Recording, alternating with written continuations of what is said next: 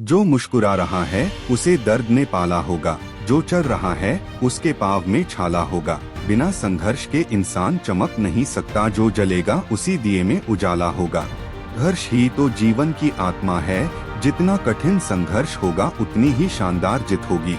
एक बार एक किसान भगवान से बहुत ही नाराज हो गया। किसान बहुत मेहनती था, बहुत मेहनत से वह खेतों में अनाज उगाता, उसकी देखभाल करता, पर अक्सर उसकी फसल खराब हो जाती। कभी सूखा पड़ जाता, कभी बाढ़ आ जाती, कभी तेज धूप, कभी आंधी, कोई न कोई कारण बन ही जाता कि उसकी फसल खराब हो जाती। एक दिन वह किसान गुस्से में आसमान की ओर देखकर भगवान से कहा, हे ईश्वर, आपको लोग सर्वज्ञता मानते हैं, आप सब जानते हैं, कहते हैं कि आपके इच्छा के बिना एक भी पत्ता नहीं हिलता, पर मुझे तो लगता है कि आप छोटी सी छोटी बात भी नहीं जानते। आपको तो ये भी नहीं पता कि खेती बाड़ी कैसे करते हैं। अगर आप जानते होते तो हर समय जो बाढ़, आंधी और तूफान आते हैं वो कभी नहीं आते। आप नहीं जानते कि कितना नुकसान उठाना पड़ता है हम किसानों को।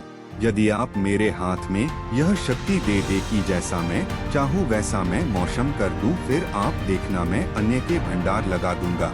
भगवान इस किसान के तीखे वाक्य सुनकर मुस्कुरा रहे थे और वह किसान के सामने प्रकट होकर बोले, मैं आज से तुझे यह शक्ति देता हूँ कि तुम अपनी खेतों पर तुम्हारी जैसी इच्छा ही तुम वैसा मौसम कर दोगे। मैं बिल्कुल भी दखल नहीं दूंगा, तुम्हारी इच्छा से सब कुछ होगा। किसान बहुत खुश हो गया।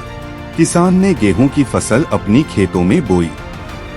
जब उसे लगा कि खेतों को धूप चाहिए तो खेतों को धूप मिले, जब पानी बरसना चाहिए तभी पानी बरसा। आंधी, तूफान, बाढ़ कुछ भी उसने अपने खेतों पर आने नहीं दिया। किसान के खेत में इस वर्ष ऐसी फसल हुई जैसी कभी नहीं हुई थी।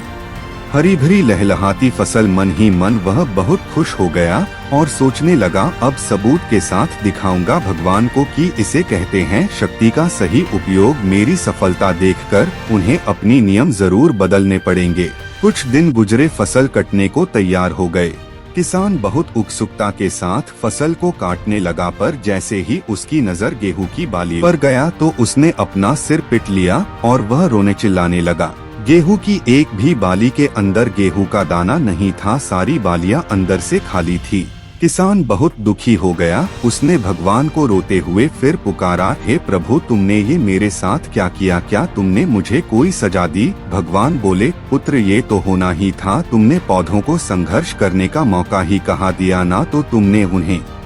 जब आंधी, तूफान, तेज बारिश और धूप पड़ती है तभी ये पौधा अपने अस्तित्व को बचाने के लिए संघर्ष करते हैं, और इसी संघर्ष से एक बल पैदा होता है जिसमें शक्ति होती है, ऊर्जा होती है।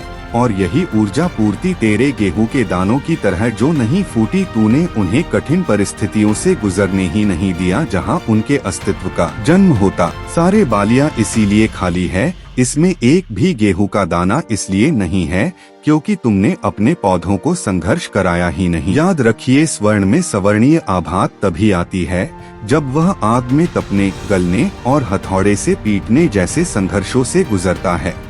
कोयले का टुकड़ा हीरा तभी बनता है जब वह उच्च दाब और उच्च ताप की मुश्किल परिस्थितियों से गुजरता है। इसी तरह यदि हमारी जिंदगी में कोई संघर्ष ही ना हो, कोई चुनौती ही ना हो, तो हम भी गेहूं की बालियों की तरह खोखले रह जाएंगे, कोई अस्तित्व नहीं होगा हमारा।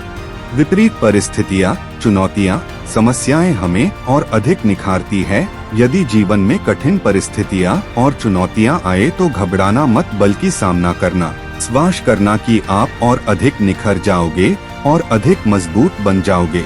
किसी ने कितना सही कहा है, जिंदगी जीना आसान नहीं होता, बिना संघर्ष कोई महान नहीं होता। जब तक ना पड़े हथौड़े की चोट तब तक पत्थर भी भगवान नहीं होता।